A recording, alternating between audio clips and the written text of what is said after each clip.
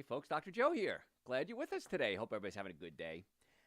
A lot of people have been coming to me lately and with weird symptoms, headaches and fatigue, weight gain. They can't figure out what's going on. And so I look into their diets. What I've seen is I've seen a pattern of people using artificial sweetener. So today we're going to reveal what the research shows about artificial sweetener.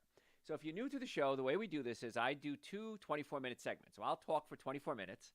At the end of 24 minutes, if you, whatever platform you're on, has any questions, type your question in the search bar, okay, or in your comment bar, I'm sorry, and I will answer the question. Then I do another 24-minute segment, then I answer questions. Again, if you're listening live, please right now put in hashtag live. If you're listening on this recorded, put in hashtag recorded. Or replay, I'm sorry, hashtag replay is the word they use. So anyway, that's how the game is played.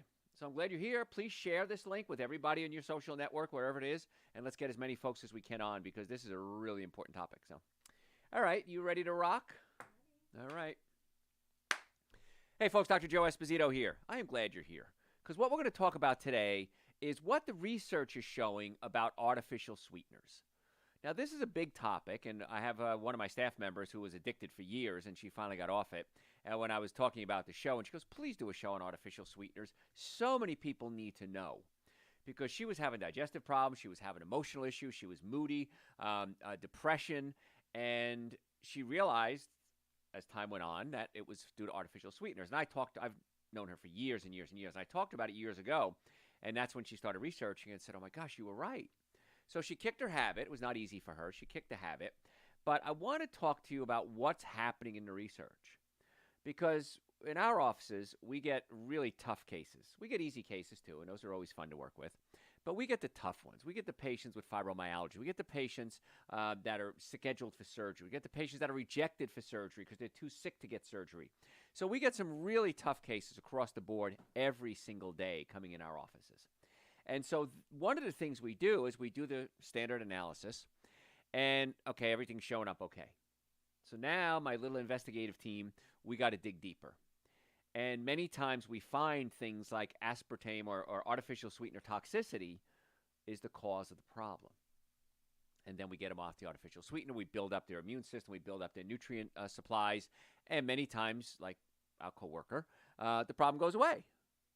And they say the same thing. They say, why didn't I know this sooner?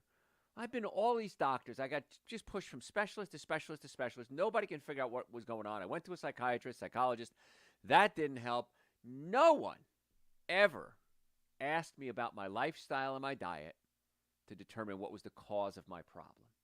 So if you know anyone who does artificial sweetener, and you do, by the way, just so you know, it's so prevalent. Right now, 6 in 10 U.S. American adults have chronic health conditions like cancer, heart disease, diabetes, stroke. 4 of these 10 have 2 or more of those diseases. Why do I say that? Because a lot of these diseases can be traced back to, if not the cause, but a contributing factor to artificial sweeteners. Now, the triggers for a lot of conditions are lifestyle choices, including smoking, excessive alcohol. So we know that. But remember, 6 in 10 have chronic health diseases, more than half, and 4 out of 10 have more than one. They have 2 or more of these chronic health conditions. I've been in practice a long time. I've been in practice almost 39 years, and 38, 39, I lost count. And patients come in, and I look at them, and I look at their age, and I look at them, and I think, wow, you have not aged well. Time has not been your friend. But then I look at their lifestyle, and I know why. And I have other people come in who are elderly, and they look great, and they're energetic, and they got good clarity of brain and thought, and they're fun, and they're joking around, and they have a certain lifestyle. It's never the other way around. So when I look at these things, I say, okay, there's a direct correlation between lifestyle, what they eat, and their health conditions. I don't want you to be part of the 6 out of 10. I want you to be the 4 out of 10 that don't have chronic health conditions. We talked about this last time we got together, that the healthcare system in the United States or across the world was really set up originally for acute injuries. I broke my arm. I got kicked by a horse. I got tuberculosis, something that's an acute emergency. We didn't have heart disease, diabetes, cancer the way we have it now 100 years ago, 50 years ago. And so we're trying to take these chronic healthcare people and putting them into a system that doesn't know how to deal with chronic healthcare conditions. Now, I'm not saying medicine is wrong. Don't get me wrong. I mean, people take medication, saves lives. My father needed heart surgery. He got his heart surgery, saved his life. So medicine isn't wrong. It's just not expanded far enough, in my opinion, to add these other people. What else can I do needs to be a question that all doctors ask. And unfortunately, I don't see that happening. What else can I do is really an important question. I want you to ask that question about your own health. What else can I do? Would chiropractic work? Would nutrition work? Would supplements work? Would getting my stomach adjusted work? Would de-stressing work? Would quitting my job work? So it's a lot of things we have to look at when it comes to health. But the one of the things we have 100% control over is what we eat. 20-year study, diet drinks increase risk of early death. That's the topic of the study, title of the study. It involved a population base of 521,330 patients, so over 500,000 people. So this wasn't 2 people, 5 people, 10 people. This was a good study being done. It was across 10 European countries. Researchers' objective was to analyze any association between sugar-sweetened and artificially sweetened drinks and mortality. If you drink sugar, if you drink artificial sweetener, is it going to increase your risk of dying? They engaged participants from 1992 to 2000. So it's an older study, but it's very thorough, and that's why I want to bring this up. I got a lot more studies to talk about. Results showed there was a higher all-cause mortality in those who drank 2 or more glasses each day of soft drinks, whether they were sugar-sweetened or artificial sweetened. So just drinking soft drinks, soda particularly, but not you could drink sweetened iced tea, fruit punch drinks, and things like this. The association between artificial sweetened soft drinks and death from circulatory disease, that's the blood supply, as well as the link between sugar-sweetened drinks and death from digestive diseases.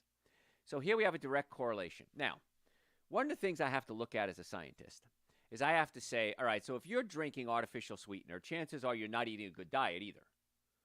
Chances are you're not exercising. Chances are you're not eating a lot of fruits and vegetables. So they covered all this in the studies, and they took all those things out, and that's what's nice when you look at these things. So when they removed all the other factors, okay, they removed the confounding factors, they called it. In our study, soft drink consumers had a higher body mass index, so they were heavier, and were also more likely to be current tobacco users. They made statistical adjustments for the analysis for the BMI, body mass index, smoking, and other mortality risks, which may have been biased their results, and the positive association remained. So they took all those things out and said, okay, now what? So I talk about something called the 7 deadly sins of nutrition. If you're new to the show or the podcast, thank you. And I talk about the 7 deadly sins, and that would be alcohol, meat, sugar, dairy, coffee, soda, and artificial sweetener. Now, when I say alcohol, meat, sugar, dairy, coffee, soda, and artificial sweetener, people always say, well, Dr. Joe, that's my whole diet. I can't survive if I can't eat alcohol, meat, sugar, dairy, coffee, soda, and artificial sweetener, and I'm not going to listen to you. Relax. I always say, do everything you can, as much as you can. I would love right now for everyone here to give up alcohol, meat, sugar, dairy, coffee, soda, and artificial sweetener. Anybody listening right now, give that up and watch what happens to your health. Inevitably, unless you're a total case that I've never seen in all the years of my studies, inevitably your health will improve. It's just that simple. Now you think, well, there's nothing to eat. There's plenty to eat. You're not going to starve. Don't worry. I haven't had alcohol, meat, sugar, dairy, coffee, soda, and artificial sweetener in probably 36 years. I'm alive. I don't have protein deficiency. My brain works. I'm not starving. I got plenty of calcium. These are all the questions people ask me all the time. But of all the 7, alcohol, meat, sugar, dairy, coffee, soda, and artificial sweetener, the one to start with, if you have to start one, is this topic today. It's artificial sweeteners. Because and I'll break down each one of them for you and tell you why they're so bad. So let's do that right now. I was going to do that later. I'll do it now. Okay, so the big ones, aspartame, of course, is the big one. Aspartame breaks down to 3 components. The 3 components, the 3 molecules, let's say, of aspartame are aspartic acid, phenylalanine, and methyl esters. Don't get hung up on the chemistry here. Just play along. Aspartic acid is an amino acid. We need it. It's essential for our bodies. However, in large quantities, that's when it causes the damage. So I wouldn't, if I'm eating, I don't, anything that has aspartame and aspartic acid in it, it has other amino acids in it, it has other fruit, vitamins, minerals, nutrients, fiber, hopefully, if you're eating a plant based diet, and the body is able to use a little bit of it. But when you super concentrate the aspartic acid, as in aspartame, aspartic acid, the body can't handle that influx, that huge influx of aspartic acid all at once, and it's an excitotoxin to the brain. What does that mean? It gets the brain firing faster than it's supposed to, and essentially can burn out your brain cells. That's put simply. So the brain cells get very excited.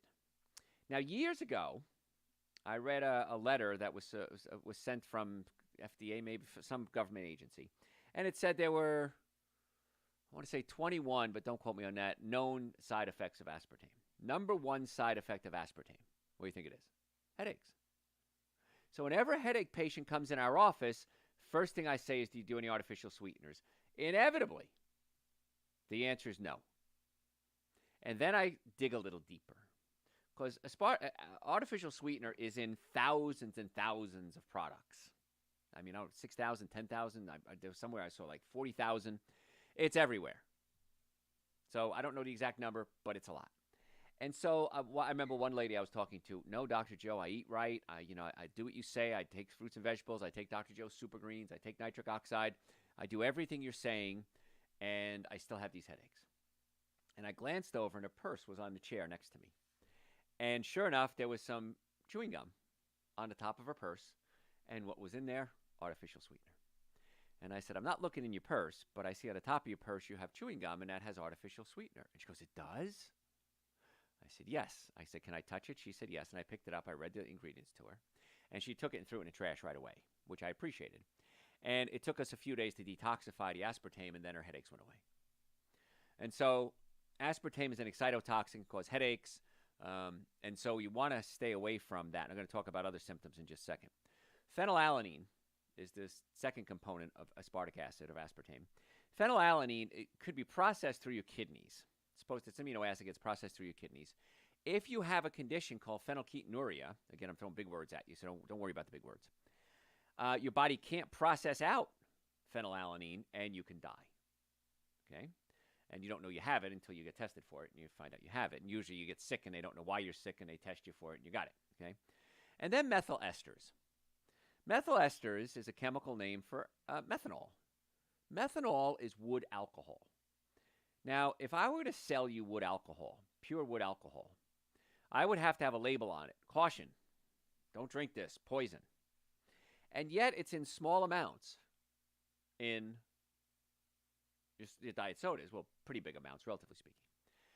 Now, methanol can occur naturally in foods, tomato juice, for example. But what happens is methanol can be, you have ethanol as well with it in nature, and the ethanol prevents you from absorbing the methanol. I know it's a lot of chemistry, don't worry about it. But in nature, it's balanced out. When you take ethanol without the methanol, that's when you have methanol without the ethanol, that's when you got the problems. And so three things that can cause damage, phenylalanine being the least dangerous unless you have this condition, this genetic condition. But I remember years ago, I was dating this gal, and she said to me, I'm an alcoholic. This is after a couple of months of dating. And she said, I want you to come to an AA meeting with me. I said, okay. And this is a big, I didn't realize it was a big thing to take a non-alcoholic to an Alcoholics Anonymous meeting. I went, and surprisingly, I saw 3 patients there. Had no idea they were alcoholics, and it's anonymous. I saw a very famous celebrity there, sat right next to her. Couldn't say it because it's anonymous. Still can't say who it is, but I thought it was pretty cool. And one of the things that stuck out to me is that most of the people there were drinking diet sodas. Skinny people were drinking diet sodas, and I didn't understand why skinny people would be drinking diet sodas. And then I started my research, and I realized that it breaks down into an alcohol, methanol. Methanol is wood alcohol. They were drinking alcohol at the AA meeting. My brain exploded. And so I went and talked to the guy in charge, and I said, I need to talk to the group. I said, this is important. I have to tell him, and I explained to him what it was. And he said, you can't speak to this group because you're not an alcoholic. And that was a rule that I thought was really stupid. I love AA. AA is great. I thought that was a stupid rule. And so I couldn't tell the people that they were drinking alcohol at the AA meeting in the form of artificial sweetener, aspartame, small amounts. But this stuff is cumulative. And so why diet soda is because they're alcoholics and they were getting a little fix of alcohol every time they took a sip of the diet soda. So aspartame, not a good thing. Sucralose, that aspartame's little blue packet. Sucralose is the yellow packet. And sucralose is an endocrine disruptor. I did a show on this last week on hormone disruptors. And what it does is it looks like estrogen, essentially. And it goes in, and the way hormones work is they float around until they find a cell. It's like a lock and key. It's the key to hormone, and the lock is in the cell. And it locks into the cell and activates that cell to do whatever it's supposed to do. So as an endocrine disruptor, it can act like estrogen, cause the body to act as if it has excess estrogen. Excess estrogen can cause abnormal cell growth. And abnormal cell growth can be, not always, but can be cancer. And so that's not good, is it? And also, it helps you gain weight. And I'm going to talk about artificial sweetener tied to obesity in just a second. And then there's acesulfame K, which I'm going to talk about as well. But I really want you to stay away from the artificial sweeteners. From a scientific standpoint, it's very clear to me. So I want to talk about obesity now. One of the most commonly used artificial sweeteners, aspartame, is linked to obesity. Researchers have made the link between the rise in the number of people who are obese and the widespread use of artificial sweeteners. In one review published in the Yale Journal of Biology and Medicine, researchers reviewed the epidemiological and experimental studies of the effect of aspartame on weight. So they said, all right, how much aspartame do you use? What's your weight gain look like? They found evidence suggesting artificial sweeteners do not achieve the reward pathway the same way natural sweeteners do. So you like sugar. I like sugar. Everybody likes sugar. It stimulates a part of your brain called the nucleus accumbens and other places that release dopamine, and you get high from it. You're getting stoned when you eat sugar, and that's why you like it. Well, artificial sweeteners stimulate, but they don't get you there. They kind of tease you a little bit. Artificial sweeteners appear to encourage sugar cravings and dependence, thereby training flavor preferences. So the more artificial sweeteners you take, the more sugar cravings you're going to have, and the more likely you are to eat sugar, which can then put on weight. So what happens with sugar is you eat sugar, and it gets processed in the body, and it's used, everything gets turned into glucose, and the glucose then is used as fuel. Once the glucose levels in your body are full, all the cells are filled up with glucose, with fuel, the body says, I got too much sugar, I got to do something with it. So the body takes the glucose and converts it into glycogen. Glycogen is where we store energy for later on use. It's in the liver, it's in the muscles. And so I use up all my glucose, and my body, I still have to keep running. My heart has to beat, my brain has to work. So my body says, all right, I got this reserve energy tank over here of glycogen. I'm going to use that as fuel. Once all the glycogen fuel ports are filled up, the body says, you keep eating sugar. What am I going to do with this sugar, Joe? I'm going to turn it into something called triglycerides, which then gets stored as fat. This is why sugar makes you fat. It's not the sugar, it's the conversion of the sugar and trying to utilize the sugar. So the more artificial sweetener we have, we're not satisfied, we want more, it increases sugar cravings, and you're going to eat more sugars. Now, despite increasing evidence that aspartame has negative health effects, its use is continued. One study, researchers asked healthy adults to consume high aspartame diet for 8 days, followed by a low aspartame diet for 8 days, with a 2-week washout period, kind of wash it out in between. During the high aspartame period, the 8-day period, individuals suffered from depression, poor mood, and headaches.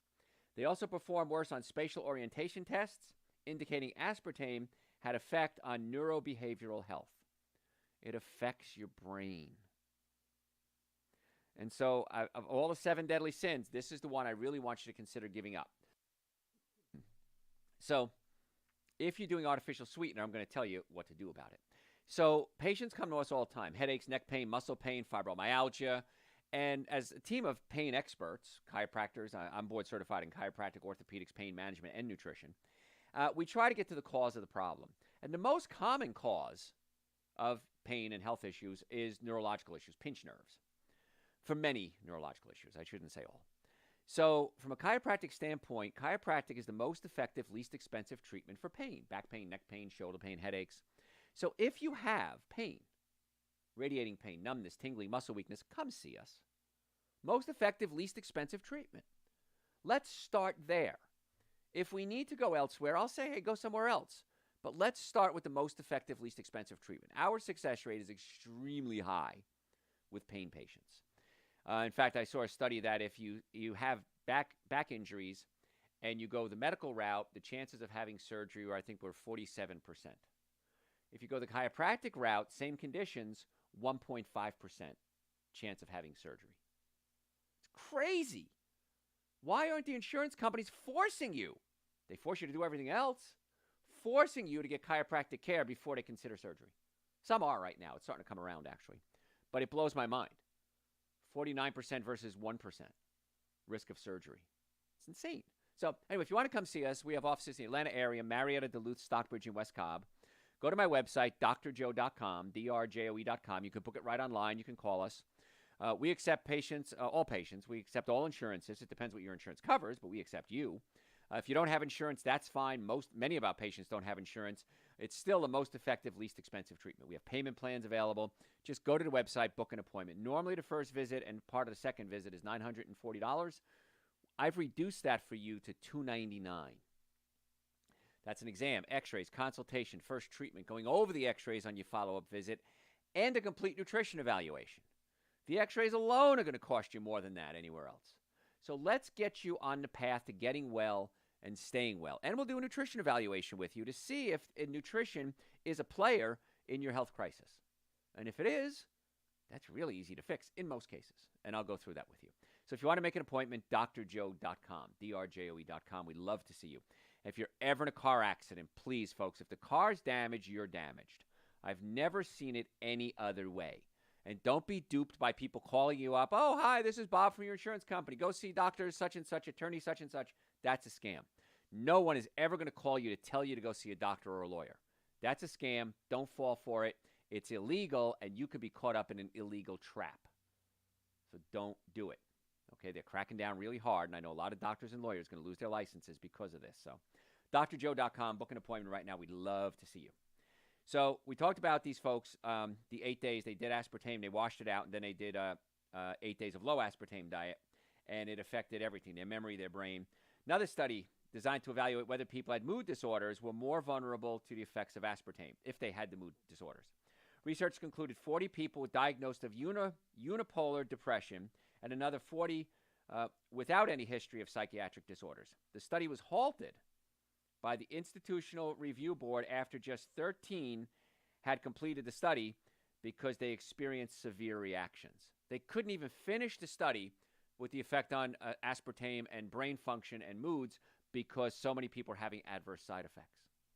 So if you know somebody who has emotional disorders, anxiety, depression, bipolar, ADD, ADHD, consider at least to cut out the aspartame and the artificial sweeteners. It may not be the cause, but it's probably at least a contributing factor. It may be the cause. I've had countless patients over the years. We get them off artificial sweetener, and their mood changes dramatically. Okay, my one coworker, and she doesn't mind me talking about it. I won't use her name.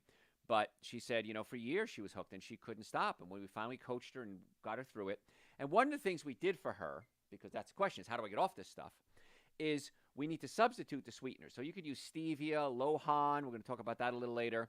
But also you got to give the body the nutrients for the brain to work. The brain is so depleted in many cases that it's just struggling to get a little bit of excitement. And so artificial sweetener, drugs, alcohol, cigarettes excites the brain. So what we do is we get them on a good diet. We get them off all the bad foods, alcohol, meat, sugar, dairy, coffee, soda, and artificial sweetener. We get them on supplements. The minimum supplements I like to get everybody on would be Dr. Joe's Super Greens and Dr. Joe's Essential Source. They're 2 powders, a scoop of each every day. They taste great. We have plain hemp and mint Super Greens. I like the hemp and I like the mint personally, but you can try whatever you want. But just something as simple as giving your brain nutrients many times helps with the addictions, helps with the body adjusting itself, helps with the brain making better decisions. So if you want to get those supplements, nitric oxide is very good to increase circulation. If you have low blood pressure, send me an email and I'll tell you how to handle it. But people with normal and high blood pressure, nitric oxide, Super Greens, and Essential Source is a good starting point. If you have any questions, folks, send them to me through the website, drjoe.com, drjoe.com. Book appointments, drjoe.com. Follow us on social media at Dr. Joe Esposito. We post every single day. And if you're a podcast junkie, go to your podcast service and type in Dr. Joe for the health of it. Dr. Joe for the health of it. Folks, I'm Dr. Joe Esposito. We've got a lot more to cover. We'll be right back.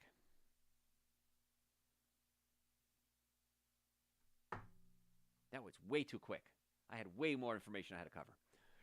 And I had it like laid out for part 1 and part 2, and I didn't get. Well, you've got a second segment. I know, but I didn't get to part 1 yet.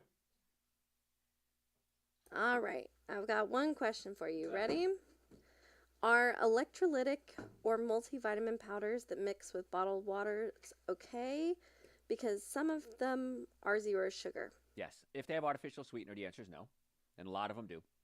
The other thing is you probably don't need electrolytes. If you're eating a good diet, taking super greens and essential source, you probably don't need extra electrolytes.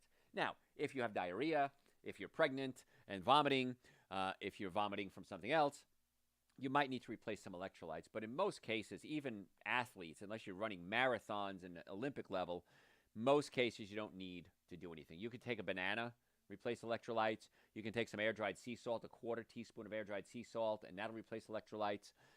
Very seldom is somebody be electrolyte deficient unless there's something along with it, a fever. So most of the times you don't need those electrolytes. It's actually too much, and too much can throw off your chemistry as well. So it's kind of a marketing ploy. Oh, you need electrolytes because you went running. No, you don't. You got plenty of reserve. So, super greens, an essential source, and a banana. There you go. And or a banana. All right, what else? That's it for now. My nose always itches right at this point in the lecture. So, all right, so let me see where we were. Good. All right, ready for part 2? Yes, sir. Hey, folks, Dr. Joe Esposito here. Thanks for being with us. We're talking today about what science is saying about artificial sweeteners and how it's linked to so many different health issues: obesity, anxiety, depression, mood swings. And the chemistry is clear. I understand the chemistry. The scientific research is clear, and yet people keep doing it. And a lot of it is because you don't know. A famous man once said, "Forgive them, for they know not what they do." And I have patients come to us all the time, and they say, "Dr. Joe, you talked about pinched nerves and how nerves control organs and how the number one cause of pain is pinched nerves, and chiropractic is the most effective, least expensive treatment. And you talk about supplements like super greens and essential source, and that helps build the minimum amount of nutrients you need for a day. How come my other doctors didn't tell me this? Why were they keeping this a secret?" And they get angry.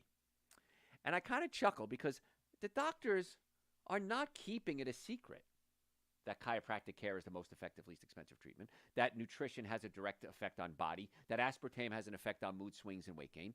They're not keeping it a secret because they don't know it. I don't know doctors that are malicious. I don't know any doctors that are out there. Well, I do know a few, actually, now that I think about it. Surgeons who love to cut. They don't need surgery. But I don't know any doctors, generally speaking, who are out there trying to hurt you as a patient. They're not withholding information. And people ask me that too. Listen, if I knew it, I'd tell you. I want you to get well. But I've researched biochemistry, nutrition, physiology, neurology every day for the past 40 years. And every day I learn something new. And I don't know many doctors or anyone who's researching nearly the level that I research. And yet, so you can't expect them to know that. But the nice part is, you have me as your source. If you have any questions, you can send them to me to the website, drjoe.com, and maybe I can give you some general advice. The best thing to do is come see us, of course, because then I can do an evaluation, my team can, and we can better understand your condition. It's hard to just throw out a quick answer. And that's why if somebody asks me a question, I always say, generally speaking, and there's a disclaimer on the bottom, and, because I don't know exactly what your condition is, but generally speaking, based on the information you gave me, this is where you should start. And in most cases, I'm right, which is pretty cool. So I want to continue on with artificial sweetener. And what artificial sweetener does, it can actually affect the bacteria in your gut. Now, there's over 100 different types of bacteria in your colon, mostly some good, some bad. And it's the balance that keeps us alive. And when you eat food, you got to think about this. When you eat food, you don't absorb nutrients from the food directly in most cases. What happens is the bacteria in the gut interact with the food, essentially digest it. Many times they spit out what they don't like B vitamins, for example, and then you can absorb it that way. So without the bacteria in your gut, you're dead. Your gut can't work without this cacophony of bacteria and yeast going on in the colon. So, one study published in Nature, Science reported that they found that artificial sweeteners such as aspartame may lead to glucose intolerance by altering gut microbiome. Glucose intolerance is a big issue. You're not utilizing glucose. The results indicate artificial sweeteners trigger dysbiosis and metabolic abnormalities. Dysbiosis is an imbalance of the bacteria in your gut. That's a fancy word for it. Another animal study. This is an animal study, not humans, but these seem to go pretty well with humans. Mice that were fed aspartame-laced drinking water developed symptoms of metabolic syndrome. Scientists found that the metabolite of aspartame, called phenylalanine, which we talked about earlier, blocked the activity of gut enzyme known as alkaline phosphatase. So it's one of the components of aspartame is aspartic acid, phenylalanine, and methyl esters. Too much phenylalanine was affecting your body's enzymes to break down foods. Another pretty serious condemnation against artificial sweeteners. And yet, for some reason, we as a society just continue to keep using it. And it worries me. It scares me. If you've listened to some of my radio shows, I quote a song by the Moody Blues. And the line from the song is that I'm frightened for your children. And I'm very frightened for your children. Because food supply today is very different than it was even 20 and 30 years ago. I remember when I was a kid, the word organic didn't exist. I mean, it didn't organic chemistry, but there was no organic food. Everything was organic. Where I grew up in Hoboken, New Jersey, there was a backyard. My grandparents lived there, and it was the backyard, and they grew so many. They had their garden, and I worked in the garden a lot: strawberries and tomatoes and cucumbers and squash and eggplant. And we never even used fertilizers. My father might go to the butcher if they had fish and just take the fish heads and bury the fish heads. What would happen sometimes, as horrible as it sounds, the sewers would back up in Hoboken, and the sewer would back up into the garden, and that was good fertilizer. It's gross, but it worked. Cow manure. I remember many times getting horse manure, going to stables with my uncles and getting horse manure, and then bringing it back to our apartment house in Hoboken and spreading the horse manure. That's how we fertilize things, and the food was so much better, so much tastier than it is today, and higher level of nutrients. That's one thing neat about organic food is it usually has higher level of nutrition. So it is worth it, in my point. It tastes better. I don't like commercial tomatoes. I won't even eat commercial tomatoes. They have no flavor. Why bother? I want something that's going to give me some flavor if I'm going to do it. So we're talking today, folks, we're talking about artificial sweeteners and how they're not my favorite and how they can cause so many different symptoms. And one of the things that we're seeing is the link between artificial sweeteners and cardiovascular disease. Now, this is pretty serious because the number one killer of people is heart disease. And yet they talk about meats and dairy products and how those are big no-nos because they're saturated fats and can clog up your arteries. But very seldom do I ever hear anybody talk about the link between artificial sweeteners and heart disease. Researchers in France detailed study records of adults averaging 42 years old. 3 non-consecutive days of a 24-hour dietary records were assigned to these people to write down what they ate. Participants detailed all the foods and beverage they consumed during this time, including quantities, brand names, and even photographs of what they ate. The dietary records were further validated by using blood work and urinary biomarkers, make sure that people weren't lying. Then the researchers looked for associations between cardiovascular diseases, including coronary heart disease and cerebrovascular disease, that would be a stroke, which refers to disorders that affect blood flow in the brain, such as stroke, aneurysm, or vascular malformations. What'd they find? Total artificial sweetener intake was associated with increased risk of overall cardiovascular disease. The more you took, the higher cardiovascular disease and cerebrovascular disease, which is things like strokes and aneurysms. Among the specific artificial sweeteners, aspartame, there it is again, was associated with an increased risk of stroke, defined by cerebrovascular accident, and acylfame K, you might see this acylfame K or acylfame potassium, and sucralose were associated with increased risk of cardiovascular disease. So here we are, knocking meat and dairy products, and deservedly so. I'm not a big fan of meat or dairy products. We know there's a direct correlation between that and heart disease and diabetes and cancer and high blood pressure. We know that. But now we're seeing that we add on top of that the risk of artificial sweeteners. Findings from this large-scale study suggest a potential association between higher artificial sweetener consumption and increased cardiovascular disease. There it is. And these are big studies. Again, when I look at studies, there's always things I want to look at. Did they double-blind the study, which means I'm going to give you aspartame, I'll give you something else, and you don't know which is which? Did they do an association? How big was the study? How long did the study go for? So these are good, valid studies. These are studies that I'm okay with. So how much aspartame or how much artificial sweetener is going to cause a problem? Study found that just 78 milligrams a day of artificial sweetener, that's about the amount found in half a can of diet soda, posed a health risk, with those consumed the amount being 1/10 more likely to have a heart attack and 1/5 more likely to have a stroke by just having a half a can of diet soda a day. I don't want to increase my risk by 1/10 of heart attack or stroke simply because I want to have an artificial sweetener. Because the good news is this. There's substitutes for everything out there in the artificial sweetener world. One of the things you can do is stevia. Try to do organic stevia, because stevia may be cut with something called maltodextrin, and maltodextrin might come from genetically modified corn. Even if it is cut with genetically modified maltodextrin, it is still a gazillion times better, and I exaggerate there, than artificial sweetener. So stevia is a good choice. Lohan is another one. Lohan, and you can try that. Monk fruit is another one. Xylitol, erythritol. There was a study that came out a while ago about erythritol, and oh my gosh, it's not good. Well, you have to eat an awful lot to have a reaction. You might get some diarrhea from it.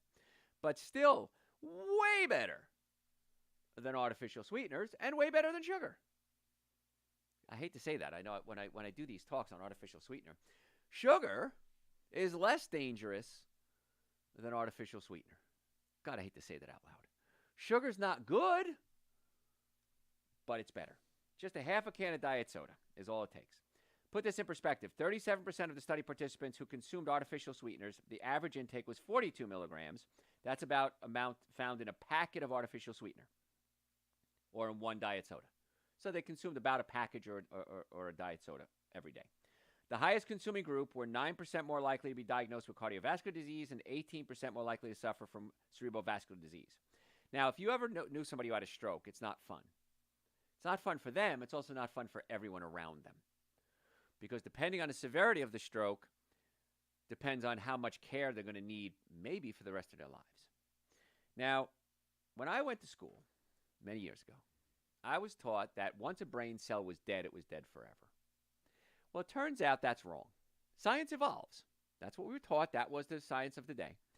But the brain cells can regenerate themselves in many cases, and in more cases than not, the brain can rewire itself. Because I remember thinking, when I was a student, that if somebody has a stroke, let's say the right side of their body's paralyzed, well, that means the left side of the brain had the stroke. The left side of the brain controls the right side of the brain controls the left. And they started getting better. Maybe got some mobility back. And now, to this day, I have patients come in all the time and they said I had a stroke a few years ago, and look at them, they're fine. Because the brain has something called neuroplasticity. Neuroplasticity is like plastic. The body is plastic and can reshape itself and remold itself around damaged areas. And so there's a whole field of chiropractic called chiropractic neurology that studies the neuroplasticity and how we can rebuild the part of the brain that's damaged. Now, it doesn't have to be something severe like a stroke. How about a traumatic brain injury? How do you know you've ever had a traumatic brain injury? Most of you have. I have. If you ever knocked out, you've had a traumatic brain injury. You ever hit your head and got a headache, you probably have a traumatic brain injury. If you're ever in a car accident, sports injury, and you got a little dazed, you're confused, you got tired afterwards, chances are you had a traumatic brain injury. And so when a brain is damaged, it doesn't really repair like a cut on the skin, but between some regeneration and the neuroplasticity, many times the brain can repair itself. The key is knowing how to stimulate the neuroplasticity, and that's what my doctors do every day. Chiropractic care is a great way to stimulate neuroplasticity. There's exercises I can teach you, real simple things, to stimulate the part of the brain that's damaged and rewire itself. But I don't want to go through all this work with you as a patient, whether it's neck pain, back pain, shoulder pain, sciatica, digestive issues, heartburn, headaches.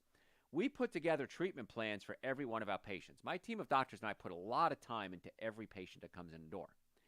And so that's why we do a nutritional workup on every patient as well. Because patients sometimes look at me and say, well, I'm not here for nutrition. I just have a headache or I have shoulder pain.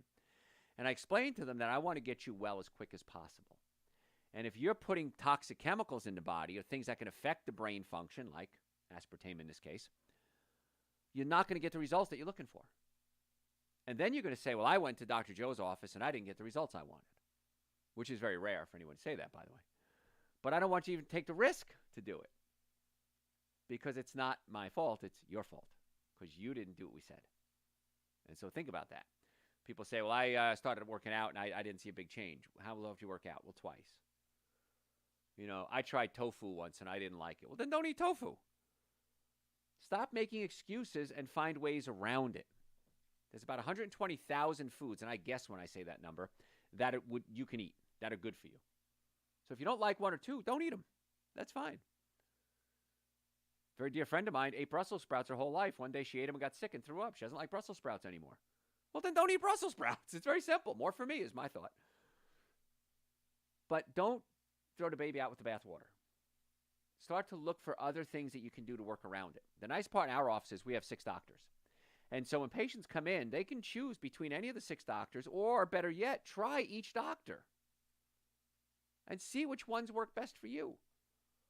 I have some patients that love Dr. Kat. They love Dr. Irwin, Dr. Amy, Dr. Heather, Dr. Chris. They only want to see Dr. Chris. That's it. He's the only one for me. And other people are like, oh, my gosh, no, you got to go see Dr. Heather and Dr. Amy. They're much better. And Dr. Kat's great. And I'm going to wait hours to see her. And Dr. Irwin, he's so thorough. And so the nice part when you come to our office is you have 6 doctors working on your case, all with expertise in the field, but then external expertises as well to help you. And so if you want to make an appointment to come see us, whatever the health issue is, neck pain, back pain, shoulder pain, I get questions about fibromyalgia and headaches and blurred vision and digestive issues and acid reflux and heartburn and low romantic function. I had that the other day, a man in his mid-50s, and it turns out he had a pinched nerve in his low back, and that's the nerve that controlled his sex organs. So the brain couldn't talk to the sex organs. We had low back pain, but never realized that same nerve controlled his sex organs. We have people, when they cough and sneeze, pee themselves, usually women, and it's a pinched nerve in the low back that goes to the bladder. Had an asthma patient come in the other day. She had a pinched nerve in the lower neck. That was the nerve to the lungs. So let's do an analysis. So don't limit, hey, can you help this? Let's see if we can get your body healthy is what I want you to consider. So if you want to make an appointment in the Atlanta area, we have offices in Marietta, Duluth, Stockbridge, and West Cobb. Go to my website, drjoe.com, drjoe.com. You can book an appointment right now. We have appointments open in all our offices. Every week we always leave appointments open for new patients. So we can get you in as quickly as possible. Normally the first visit is $940. For my listeners, that's you, I've reduced that to $299. That's an exam, x-rays, consultation, first treatment, going over the x-rays, and a complete nutrition evaluation on your follow-up visit. The x-rays alone are going to cost you more than $299. We accept people with all insurances, depends what your insurance covers, Medicare, Ambetter. Many patients don't have insurance, or their deductible and copay is so stupid high that it doesn't matter if you have insurance. We have payment plans available. It's still the most effective, least expensive treatment for back pain. Why wouldn't you do the most effective, least expensive treatment? To start. You could always go somewhere else if we can't help you, but in most cases we get amazing results. So drjoe.com, come and see us right away. And if you're ever in a car accident, please, if the car's damaged, you're damaged. I've never seen it any other way. So as soon as you're in an accident, come see us. Don't wait. Don't, oh, I was going to get better. Oh, let me say. No, come see us immediately. The quicker we get to it, the better results we get and the less aggravation you're going to get from your insurance company, who's going to say, well, you didn't get treated soon enough. You weren't really hurt. I had an insurance company one time say, well, you know, there's a chiropractor that only charges $15 or $20 for a treatment. And so why do you charge more than that? It's like, well, I wouldn't want discount brain surgery. You're getting the quality of our doctors, and it's still the least expensive treatment for back pain. So drjoe.com, just make an appointment. I digress. I'm getting off on a tangent here. So studies show the more aspartame you drank, the higher the risk of heart disease. Now, there's a long history of cardiovascular risks. This isn't the first time in this study that was obviously linked to that. Multiple studies found associations between artificially sweetened beverages and cardiovascular disease. Higher artificially sweetened beverage consumption was associated with increased risk of stroke and cardiovascular events, and this was from a study in the Women's Health Initiative, which is consistent with other studies from the Nurses' Health Study, the Health Professional Follow-Up Study, the Framingham Study, and the North Manhattan study. So these are all studies that are being done, usually long term, like the nurses study, the Framingham study. These are following people for years and years of their lives, many times from cradle to grave, and they're finding a direct correlation. Other analysis reported increased risk of stroke, vascular events, coronary heart disease, cardiovascular disease, and mortality. So it just keeps going on and on and on and on. So the research is very clear. So it's a huge business. It's about a $72 billion global business, and it's projected to grow 5% to $9.7 billion by 2028. So it's big money out there, and that's okay. Everyone has the right to decide what they want to do. If you want to do artificial sweeteners, knock yourself out. That's perfectly fine. But the artificial sweetener risks are well established. They're linked to weight gain, high blood pressure, inflammation, vascular dysfunction, disturbances in the bacteria in your colon.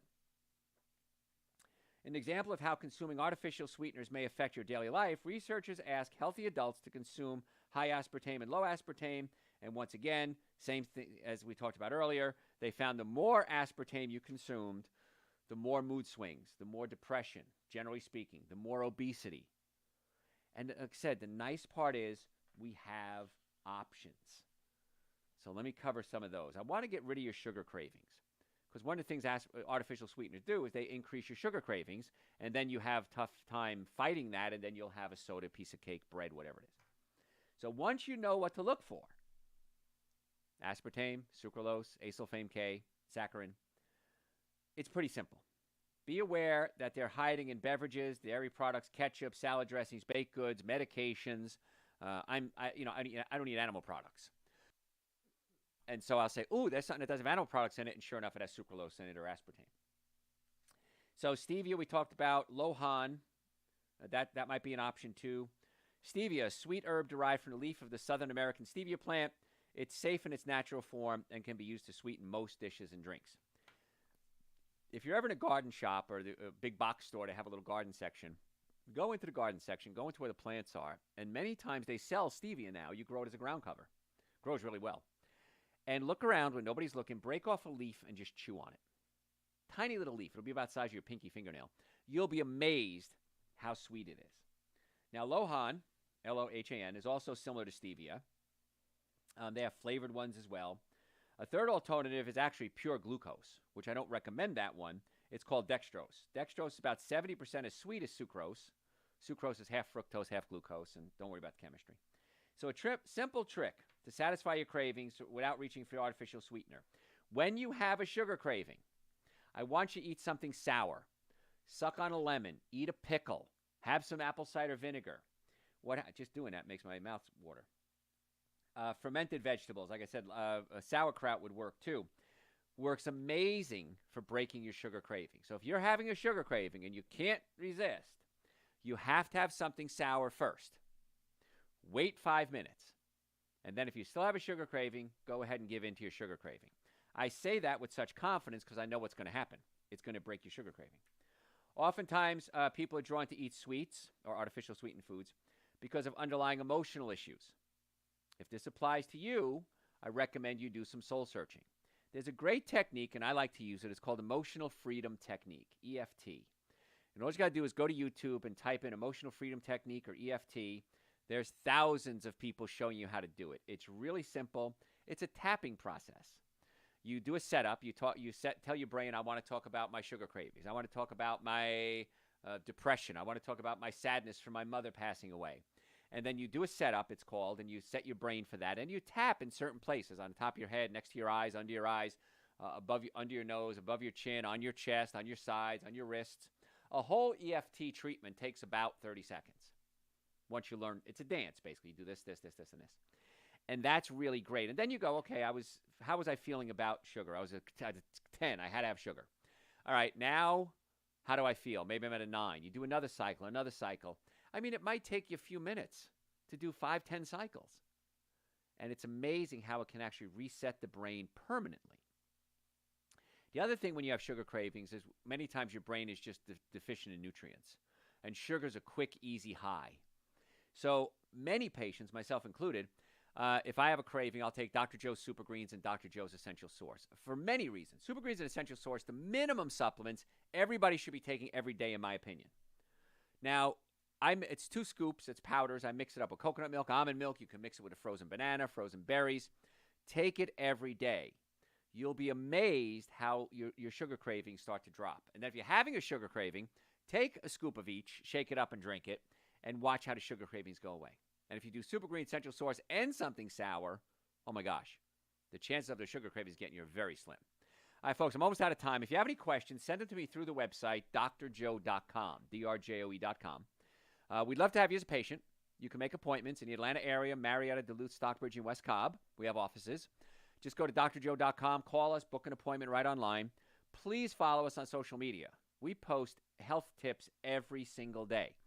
drjoe.com is the website. At Dr. Joe Esposito, all one word, is my handle on social media, Facebook, Instagram, YouTube, TikTok.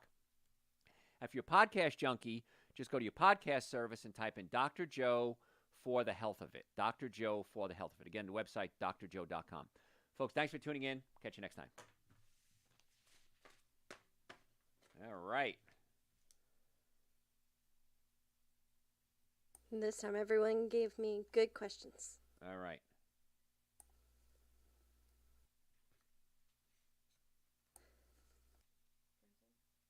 Go ahead. Okay. Okay. First one is is it okay to have stevia in the raw or organic stevia? Yes. Can someone come in for just a stomach adjustment Yes. without the rest of Yes. It won't work as well as getting the whole care, but I don't argue with patients. I've learned that over the years, so yes, the answer is yes. We have one patient that does that, actually. When you stop eating bad sweeteners, foods that damage the heart, can the heart get better or only stop getting worse? It depends on your state of health. The answer is yes, it can get better if your body's capable of getting it better. So the answer is yes, but it depends on you. And that's why you want to meet with us, and let's put together a whole protocol to increase the chance of it getting better the highest it possibly can be. And the last one, someone asked, is fructose good or bad? Fructose, if it's in fruit, a whole piece of fruit, is okay because it has other nutrients that kind of help you absorb it. Fructose by itself is not good. In fact, fructose has to be converted into glucose in the liver in order to utilize it. In the process of converting fructose into glucose, you create something called uric acid. Uric acid gets in your joints and it hurts. And as a pain management expert, I don't want you to hurting. But worse than that, it prevents you from properly producing nitric oxide. Nitric oxide opens up your blood vessels, and then it can increase the risk of high blood pressure, anxiety, sexual dysfunction. So the answer is no, fructose is not good unless it's in a whole piece of fruit. So there. Anything else? That concludes the questions. All right, guys, make sure you follow us on all social media platforms at Dr. Joe Esposito. See you next time.